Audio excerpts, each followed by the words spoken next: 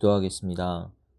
하나님, 오늘도 우리를 주님의 임재 가운데로 불러주심을 감사합니다. 주님, 고백하는 것은 우리가 주님 앞에 나아올 때에 감사로 찬양으로 나와야 하는데 때로 그렇지 못할 때가 있는 것을 고백합니다. 아버지, 우리가 처한 상황과 교회와 나라를 바라볼 때 때로는 낙담하며 주님을 원망하게 되는 그러한 일들도 있음을 고백합니다. 주님, 이 시간 주님께서 우리에게 주님의 뜻을 보여주시고 주님의 신실하심을 다시 한번 기억하게 하심으로 주님 처한 상황에 아버지 우리가 낙담하지 않고 오히려 힘을 얻어 일어서게 하시고 주님께서 원하시는 일들을 능히 감당하는 저희들 될 수 있도록 주님께서 도와주시옵소서. 주께서 그렇게 하실 것을 믿고 감사하며 예수 그리스도 이름으로 기도드립니다. 아멘. 하나님께서 오늘 저에게 주시는 말씀은 사사기 6장 11절에서 14절까지 말씀입니다. 사사기 6장 11절에서 14절까지의 말씀입니다. 제가 봉독해 드리겠습니다. 여호와의 사자가 아비에셀 사람 요아스에게 속한 오브라에 이르러 상수리 나무 아래에 앉으니라. 마침 요아스의 아들 기드온이 미디안 사람에게 알리지 아니하려 하여 밀을 포도주 틀에서 타작하더니 여호와의 사자가 기드온에게 나타나 이르되 큰 용사여 여호와께서 너와 함께 계시도다 하매 기드온이 그에게 대답하되 오 나의 주여 여호와께서 우리와 함께 계시면 어찌하여 이 모든 일이 우리에게 일어났나이까. 또 우리 조상들이 일찍이 우리에게 이르기를 여호와께서 우리를 애굽에서 올라오게 하신 것이 아니냐 한 그 모든 이적이 어디 있나이까. 이제 여호와께서 우리를 버리사 미디안의 손에 우리를 넘겨주셨나이다 하니 여호와께서 그를 향하여 이르시되 너는 가서 이 너의 힘으로 이스라엘을 미디안의 손에서 구원하라. 내가 너를 보낸 것이 아니냐 하시니라. 아멘. 하나님의 말씀입니다. 오늘 본문은 사사기 말씀입니다. 사사기에서는 반복적으로 나타나는 일들이 있는데요. 그것이 무엇인가 하면 이스라엘이 하나님의 목전에서 죄를 범하고 그러면 하나님께서 주변에 있는 나라들로 이스라엘을 어렵게 하십니다. 그러면 고통 가운데에서 이스라엘이 자신들의 죄를 회개하고 주님께 나아올 때에 주님께서 사사를 세우셔서 그들을 구원하십니다. 사사가 살아있는 동안에는 평안하지만 사사가 죽으면 곧 다시 주님의 목전에 죄를 범합니다. 반복되는 이 이야기들 가운데 사사기 전체에 나오는 주제는 우리가 하나님을 기억해야 한다는 것입니다. 코람데오, 하나님 앞에서 우리의 매 순간을 살아야 한다는 것입니다. 오늘 본문을 통해서는 하나님께서 저에게 어떤 말씀을 주실까요? 여선지자 드보라가 죽은 뒤 다시 한번 이스라엘이 하나님을 떠나 이방신들을 섬겼고 하나님께서 미디안 사람들을 사용해서 이스라엘을 괴롭게 하십니다. 이들이 고통 가운데 하나님을 찾았을 때 여호와께서 사자를 기드온에게 보내십니다. 사사기에 나오는 시대는 아마 지금의 상황과 많이 다르지 않습니다. 하나님께로부터 멀어져 있는 사람들과 우리가 당한 어려움들, 우리는 이 어려움들을 어떻게 이해해야 할까요? 첫 번째, 우리가 보기 원하는 부분은 12절에 여호와의 사자가 기드온에게 나타나서 이르되 큰 용사여 여호와께서 너와 함께 계시도다 하였을 때 기드온이 대답하기를 오 나의 주여 여호와께서 우리와 함께 계시면 어찌하여 이 모든 일이 우리에게 일어났나이까 라고 말합니다. 이 이야기를 하는 것을 보아서 기드온은 자신에게 자기 민족에게 닥친 일이 하나님께서 자신들과 함께하지 않으셨기 때문이라고 생각하고 있었던 것 같습니다. 여러분도 혹시 그렇게 생각하시나요? 우리가 당한 어려움이 혹 하나님께서 우리와 함께 계시지 않기 때문에 우리에게 당한 일이라고 생각하실 때가 있습니까? 하지만 성경이 말하는 것은 하나님은 우리를 떠나시지 않으시며 우리가 당하는 어려움도 하나님께서 함께 하시는 중에 우리에게 당해진 일임을 기억하셔야 합니다. 우리가 할 수 있는 일은 두 가지가 있습니다.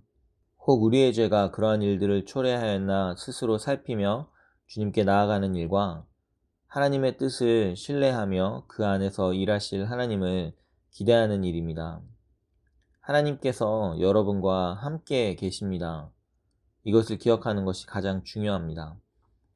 두 번째로 14절에서 여호와께서 기드온을 향해서 이르시되 너는 가서 이 너의 힘으로 이스라엘을 미디안의 손에서 구원하라. 내가 너를 보낸 것이 아니냐. 우리가 하나님께 하나님 어렵습니다. 우리를 구원해 주세요. 이렇게 기도할 때 주님의 대답은 너가 가라 입니다. 하나님께서 나를 통해서가 아니면 누구를 통해서 역사하시겠습니까?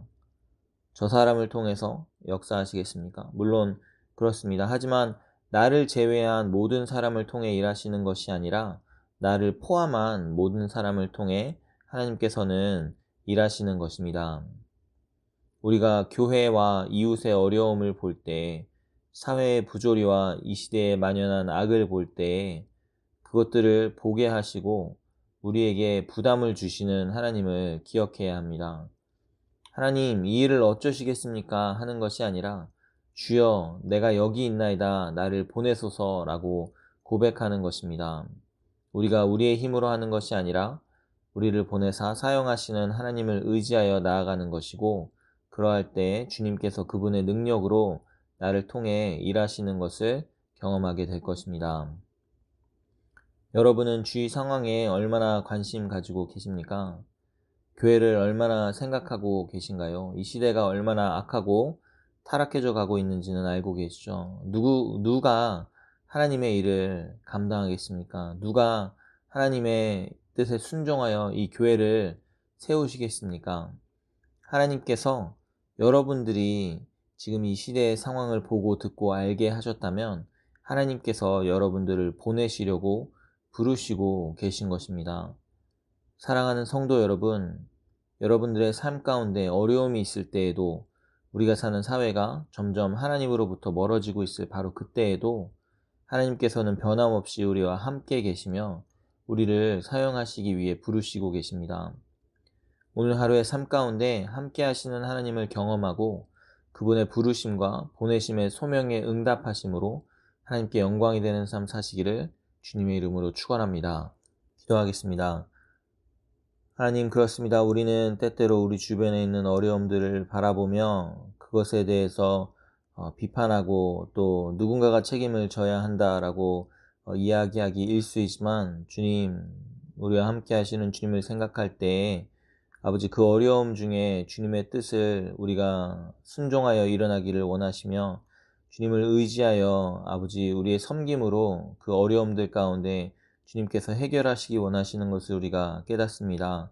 그래서 주님, 우리가 교회와 이웃과 나라와 민족을 위하여 주님의 뜻을 듣고 순종하는 저희가 되게 하시고, 그럼으로써 주님께서 우리를 통해 교회를 세우시고 또한 민족과 나라를 고치시는 귀한 일들을 우리가 경험하기를 간절히 소원합니다. 오늘 이 시간 우리를 다시 한번 불러주시고 주님의 뜻에 응답할 수 있도록 우리에게 말씀하여 주시옵소서. 주께서 그렇게 하실 것을 믿고 감사하며 예수 그리스도 이름으로 기도드립니다. 아멘. 우리가 이 시간 기도하며 나가실 때에 오늘은 우리 온 세상 교회를 위해서 중보하며 나가시면 좋겠습니다. 다사다난했던 2020년이 이제는 마무리되어 가고 있습니다. 하지만 우리가 2021년을 생각하며 그 안에 소망을 가지기 위해서는 하나님께서 우리와 여전히 함께 하시며 2021년 온 세상 교회를 향한 주님의 귀한 뜻이 있음을 우리가 신뢰하여야 하는 것입니다. 또한 주님께서 나를 부르셔서 교회를 섬기는 일꾼으로 사용하시기 원하실 때, 주님, 내가 주님의 몸된 교회를 위하여 헌신하고 내가 충성하겠습니다 라고 고백하는 저와 여러분들이 필요한 것입니다. 그래서 이 시간에 이 교회를 생각하시는 하나님의 마음을 우리가 생각하며 주님의 뜻 가운데 감사하며 우리가 귀한 교회를 또한 열심히 섬기기 원한다고 다시 한번 결심하며 기도하며 나가시면 좋겠습니다. 우리 함께 기도하시겠습니다.